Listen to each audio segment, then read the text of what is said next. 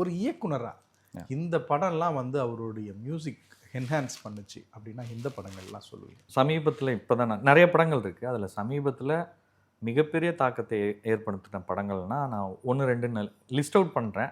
இதில் வரிசையெல்லாம் கிடையாது. முதல் இடம் அப்படிலாம் இல்லை. எல்லாமே ஒரு ஈக்குவலான இம்பார்ட்டண்ட்டான ஒரு படங்கள் தான். ஒவ்வொரு சமயத்தில் நமக்கு பிடிக்கும்.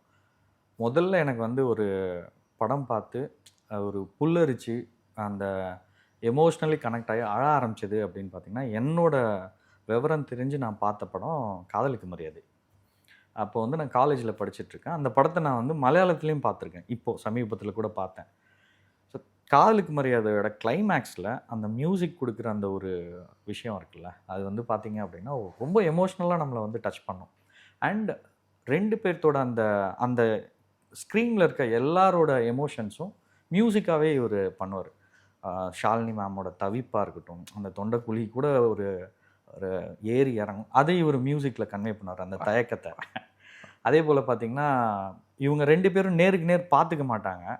அந்த ஒரு தயக்கம், ஆனால் அந்த ஒரு லவ், பரிதவிப்பு, இவங்க 2 பேர்த்த ஸ்ரீவித்யா மேம் பார்க்குறதா இருக்கட்டும், ஷாலினி மேமோட அவங்க அம்மா பார்க்குறதா இருக்கட்டும், அவங்க அண்ணனுங்களுக்கு ஒரு சந்தேகம் இருக்கும், அவங்க ஒரு பார்க்குற பார்வை, இது எல்லாமே பார்த்திங்கன்னா அந்த இடத்துல ஒரு மியூசிக்கலாகவே அதை வந்து எடுத்துகிட்டு போயிருப்பார்.